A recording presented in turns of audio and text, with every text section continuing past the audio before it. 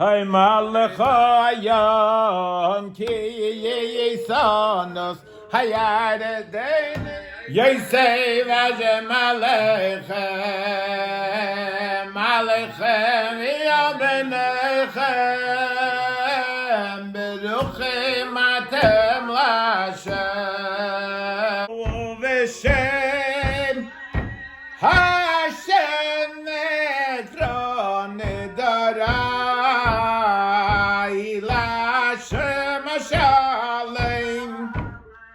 Hay negdan alechalamay li sharei tzedek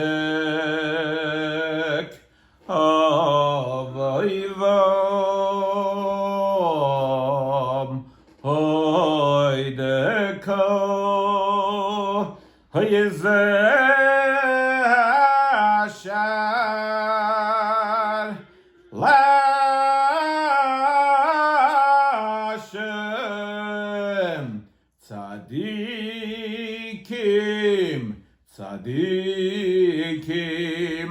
Tzadikim yavoyu voi. La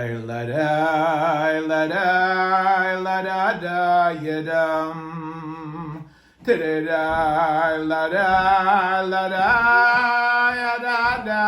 Yedam. Ay. Oh no! Hashem. Hoy Shiyano Ata Kaelayekai Harai Memeka Ata V'yayedeka Elokai Haroi Mimeka. You know, everyone together. Ta-da-da, da-da-da-dam. Hi, la-dam. Ta-da-da-la-la-la-la-la-la. Ta-da-da.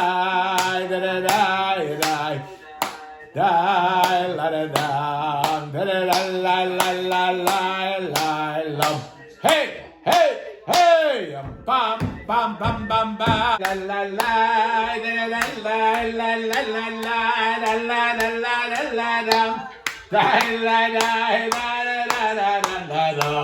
El Chadaydi, lekras kala, pinei Shabbos nekabelo, lekras Shabbos, lechot v'necha ki hei mekar haberacha oire, kol meyari ori, shedaveri kevayt Hashem, halaya yinikla, Shabbos, nekabelo.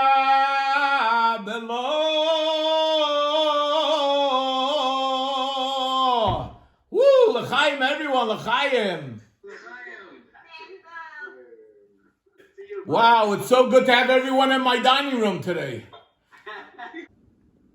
With us, our Jewish nation, through every single plague and every single tragedy that we had, we always turned to God.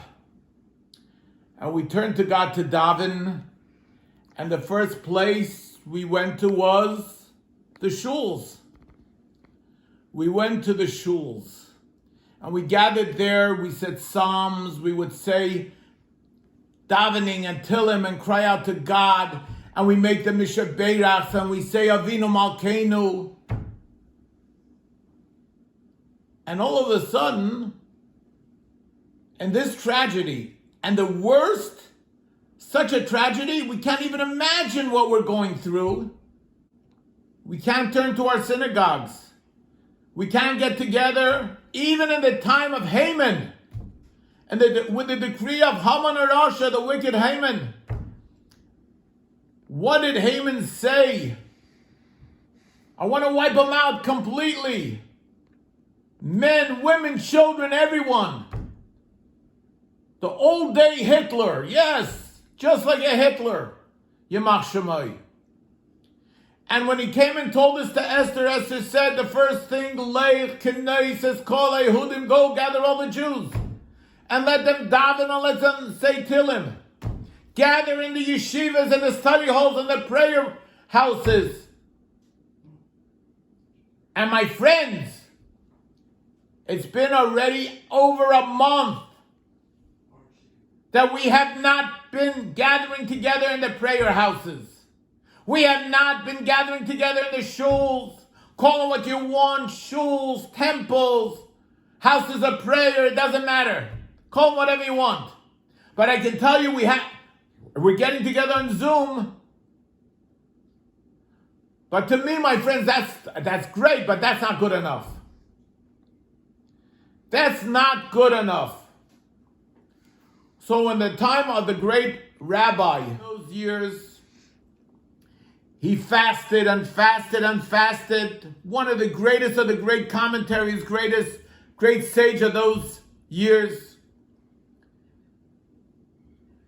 And he had in a dream, it came to him, why the massacre was happening, or I should say at least one of the reasons, because people weren't respecting, didn't have the proper decorum in the shuls. People would come for a social event. People would come to discuss sports. People would come to discuss everything else except for what they really came for. And what happened? When people were saying Kaddish for those that passed away, for those people that had to say Kaddish for, how many people were answering Amen? Not enough. How many people were listening to the Torah reading? Not enough. How many people were listening to the repetition of the Midah? Not enough. Because everyone was busy schmoozing about everything else except. When we get back to shul, in Mitzvah, hopefully soon, I'm not saying that it's going to be easy to stop talking. So let's not bite off too much that we could chew. But I've spoken about this before at shul, and I'm speaking about it now in my dining room on Zoom, and hopefully very soon, B'Kari Mamish, speedily, very soon, I'll be speaking about it from the pulpit with all of you there in good health. Amen. That I think once and for all, when someone is saying Kaddish or the Chazan is saying Kaddish, instead of talking about basketball, football, baseball, who's playing, who got out, and everything else, and instead of speaking about everything else except, I think it's time during Kaddish to start answering Amen and Yehei Shmei Rabbah. And I also think during the repetition of the Amidah, there should be silence and everyone should be able to answer Amen and Baruch Hu, Baruch Shemai. And there's one other time that I think that the talking should stop. And this is probably one of the hardest during the Torah reading. We come into God's house, God's place. When we need a favor from God, we have someone who's ill, God forbid. We run right up. We're standing there. Oh, Mishaberach. I want to make a Mishaberach. 1 minute. It's my turn. I want to make a Mishaberach, and we have a line. But when it comes to us beseeching God, we decide to speak about all the shtusim first, and hopefully we hope and pray. Get it? Hope and pray. But when we come to shul, to God's house, to our Creator, to our source, to the same one we say, Avinu Sheba Shamayim, our Father in heaven, we forget he's even there. I like to ask a question. How does God feel when we sit in shul during Torah reading, during the repetition of the Shemona Esrei, during Chodesh, and we forget where we are? We forget who we're davening to, who we're praying to, and why we came. So, in Yirtzeh Hashem, I hope very, very soon God will have tremendous mercy on us and open our shuls again. But I think we have to start preparing ourselves, psyching ourselves up, and taking upon ourselves, the men and the women, the children, let them play, let them make noise, let them enjoy, let them come and enjoy themselves. But I'm talking about those of us who are supposedly, we're supposed to know better. And again, I'm including myself. I'm not pointing fingers to anyone. The first one I have to point a finger is this way, to myself. We have to start thinking to ourselves when we get back to the shul in Yirtzeh Hashem, hopefully very soon. Let's have the proper decorum. I want you to know, it's very interesting. I saw it today. I never knew it. There was a Sephardic rabbi, a great Kabbalist, by the name of the Ben Ish Chai. And the Ben Ish Chai says as follows. You ready? Seatbelts, please. If someone would have asked me before today, what is more important? The silent Amida when we're davening the Amida to ourselves, or the repetition? I would have said, and I think everyone would say, the silent Amida. Says the Ben Ish Chai. It's on a much higher level, the repetition, because the repetition of the Shemona Esrei is as follows. When we hear what we just said, please give us health, and please give us this, and please give us that, and Shema Kolenu, listen to our voices, we're able to say, Baruch Hu, Baruch Shemai, bless Hashem, Amen. We can say Amen. And it says, the Talmud says, that one who answers Amen with all his strength, he can change the worst decrees that there are. God forbid such decrees. Let's think to ourselves a little bit and say, you know what? I don't agree when the rabbi speaks politics at a sermon. And I don't agree with everything the rabbi says. And some of you will say, I don't agree with most of what the rabbi says. And some of you can even say, I don't agree with anything the rabbi says. I wish he wasn't here.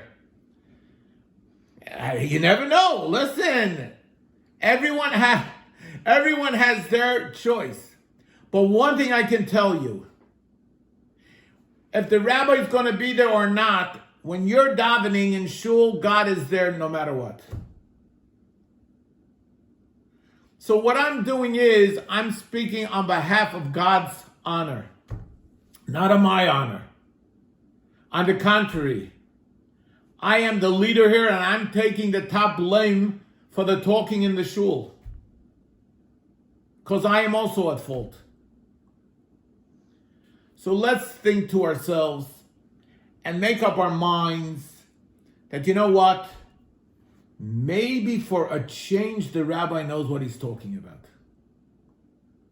Number one, I wanted to say. Number two, before we conclude, I want to tell you how great of an effect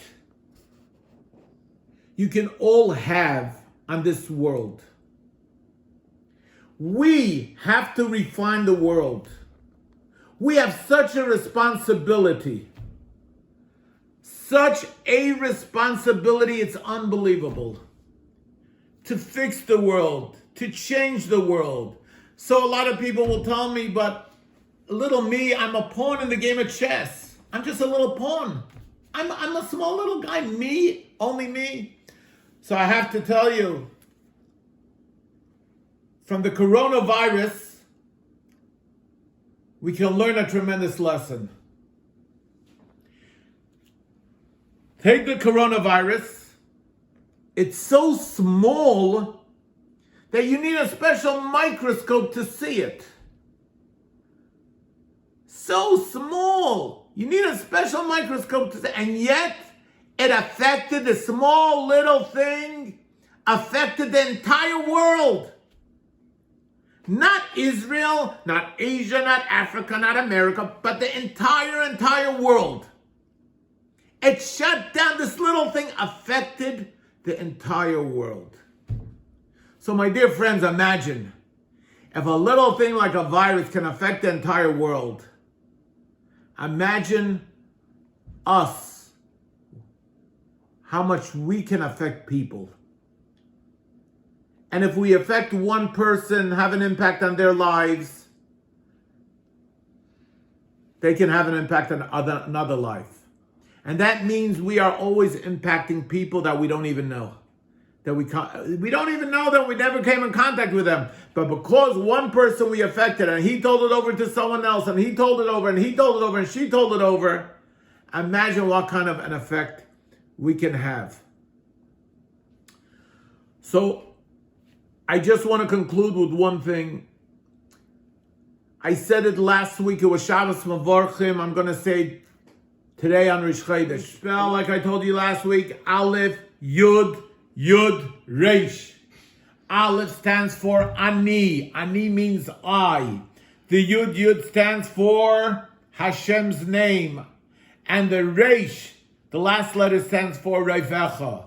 Ani Hashem Rofecha. I am God, your healer. May God give the strength. First of all, a great shout out to all the doctors and the nurses and the medical staff who are at the front lines working on saving lives.